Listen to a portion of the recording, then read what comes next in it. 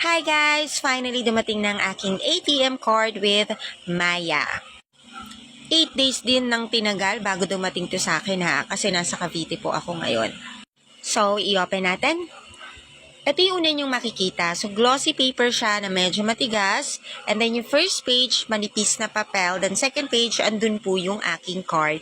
Plus, kung paano siya i-activate yung card na meron ka. Then, yun na yun. Wala nang iba. Pero ang ganda talaga ng papel.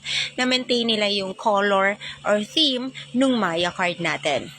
So, ito naman yung likod. Tinakpan lang natin yung ibang information para hindi nyo makita. Dahil sa data privacy and baka magamit pa. Wala naman laman ngayon yung Maya ko. Pero ang ganda lang niya. Mastercard pala yung pinili ko worth 200 pesos kesa sa Visa. So, now, i-activate natin sa apps yung ating Maya card. So, pindutin nyo lang po yung card at yung activate now. So, makikita nyo dito yung My Maya Card 1. So, let's activate it by clicking Activate Card sa baba. Ngayon, kailangan nyo pong ilagay yung card number, validity, tsaka yung CCV or CVV.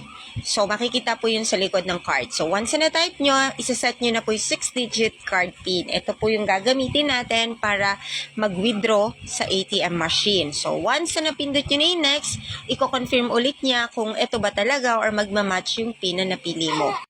So, pwede mo rin i-check online yung details ng card mo kung meron kang gustong paglagyan sa online shopping apps mo. So, pwede mong i-copy yung card and then i-type mo na lang yung CVV tsaka yung other information na kailangan online. So, ganun lang siya kadali. Thank you!